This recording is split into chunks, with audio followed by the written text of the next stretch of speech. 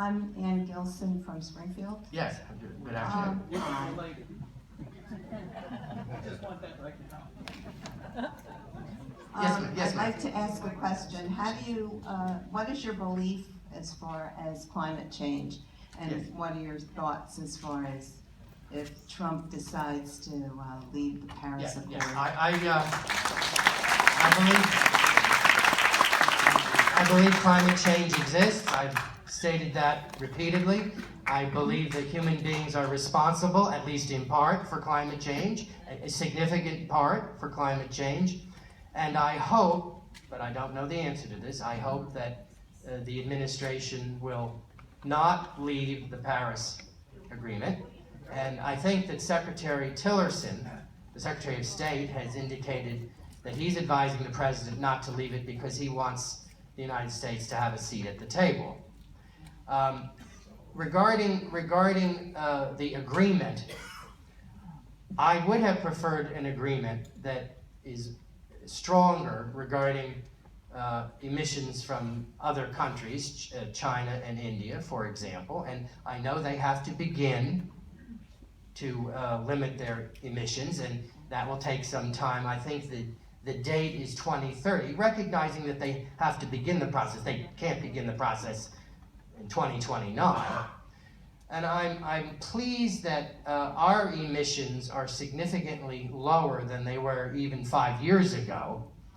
And that is due to several reasons, not least of which is the fact that we're moving away from dirtier forms of energy, traditional fossil fuels, and I was going to say coal. I want to thank the audience for prompting me. Toward natural gas, which is a pollutant, but has roughly half the pollutant qualities of more traditional forms of natural energy, fossil fuels and coal. Now, I note that PSE&G here in New Jersey announced either yesterday or this morning that it was closing down 2 coal facilities in this state. And that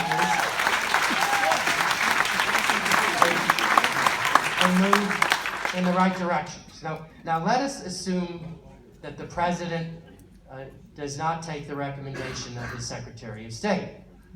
That doesn't mean that we can't still move in the direction of greater efficiency and greater responsibility regarding the environment. I've given you my position, but even if he were to move in the other direction, that doesn't mean that we can't continue to limit pollution, and I certainly favor that. Can I ask another question? Of course.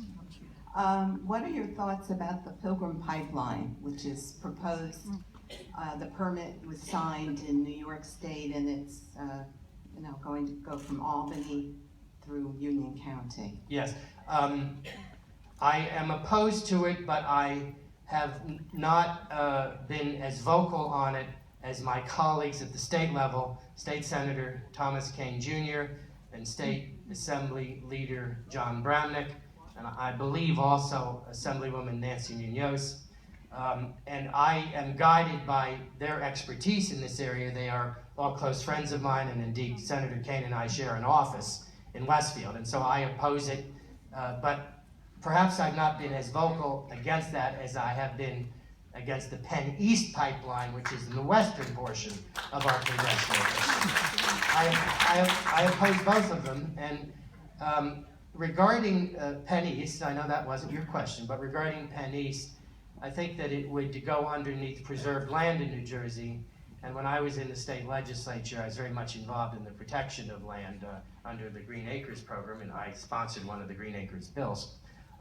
Now, the federal agency, FERC, does not have to comply with state law, but the statute that was written in the 1930s says that the federal government should at least look to state law and try to abide by it, although it doesn't have to, and I would hope that FERC might turn it down. Thank you for your question. The next question